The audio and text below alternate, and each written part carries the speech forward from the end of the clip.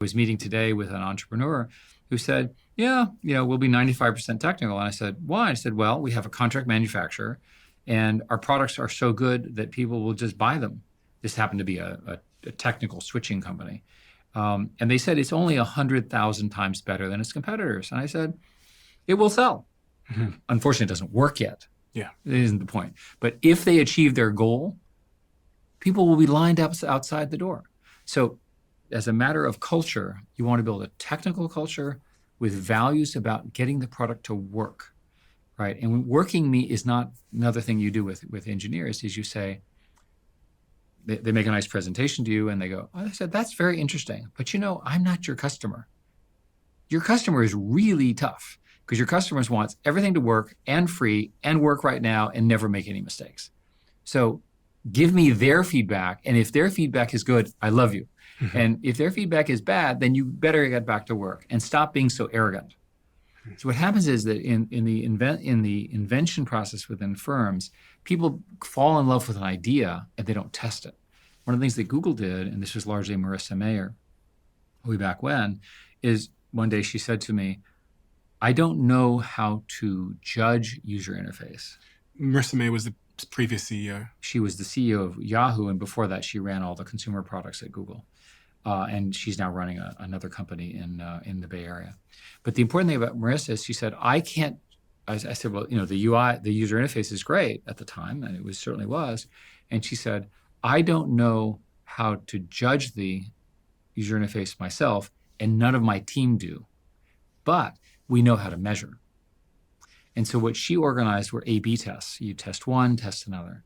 So remember that it's possible using these networks to actually kind of figure out, because they're highly instrumented, dwell time. How long does somebody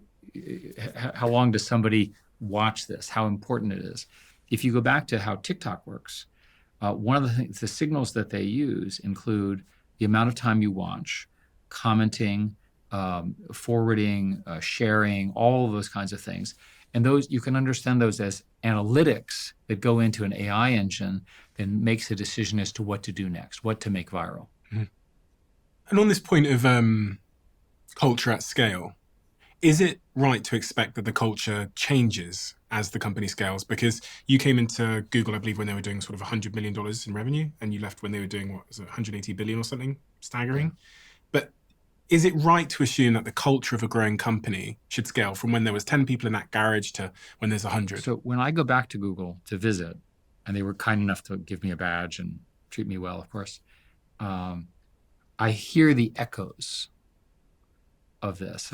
I was at a lunch where there was a lady running search and a gentleman running ads, the successors to the people who worked with me. And I asked them, what's it going? And they said the same problems. The same problems have not been solved, but they're much bigger. Hmm. And so when you go to a company, I suspect, I was not near the founding of Apple, but I was on the board for a while. The founding culture you can see today in their obsession about user interfaces, their obsession about being closed and their privacy and secrecy. It's just a different company, right? I'm not passing judgment. Setting the culture is important. The echoes are there. What does happen in big companies is they become less efficient for many reasons. The first thing that happens is they become conservative because they're public and they have lawsuits.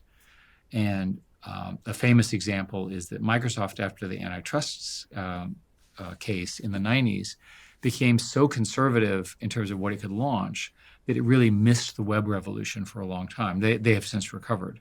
And I, of course, was happy to exploit that as a competitor to them when we were at Google. But the important thing is, when big companies should be faster because they have more money and more scale. They should be able to do things even quicker. But in my industry anyway, the tech startups that have a new, clear idea tend to win because the big company can't move fast enough to do it. Another example, we had built something called Google Video. I was very proud of Google Video. And David Drummond, who was the general counsel at the time, came in and said, you have to look at this YouTube people. I said, like, why? Right? Who cares? And it turns out they're really good and they're more clever than your team. And I said, that can't be true. Typical arrogant Eric. And we sat down and we looked at it and they really were quicker, even though we had an incumbent. And why? It turns out that the incumbent was operating under the traditional rules that Google had, which was fine. And the competitor, in this case YouTube, was not constrained by that. They could work at any pace and they could do all sorts of things, intellectual property and so forth. Ultimately, we were sued over all of that stuff, and we ultimately won all those suits. But it's an example where there are these moments in time where you have to move extremely quickly. You're seeing that right now with generative technology. So the AGI, the generative revolution, generate code, generate videos, generate text, generate everything. All of those winners are being determined in the next 6, 12 months. And then once the slope is set, once the growth rate is quadrupling every 6 months or so forth, it's very hard for somebody else to come in. So it's a race to get there as fast as you can. So when you talk to the great venture capitalists, they're fast, right? We'll look at it, we'll make a decision tomorrow, we're done, we're in, and so forth. And we want to be first, because that's where they make the most amount of money.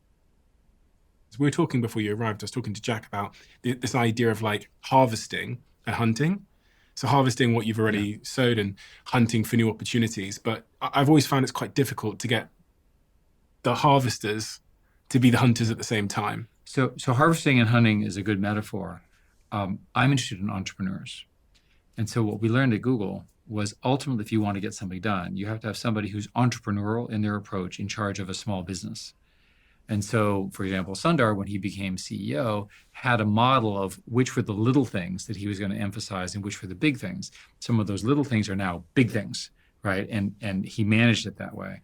So one way to understand innovation in a large company is you need to know who the owner is. Larry Page would say over and over again, it's not going to happen unless there's an owner who's going to drive this. And he was supremely good at identifying that technical talent, right? That's one of his great founder strengths. So when you talk about founders, not only do you have to have a vision, but you also have to have either great luck or great skill as to who is the person who can lead this. Inevitably, those people are highly technical in the sense that they can, and very quick moving, and they have good management skills, right? They understand how to hire people and deploy resources. That allows for innovation. If I look back in my career, each generation of the tech companies failed, including, for example, Sun, at the point at which it became non-competitive with the future.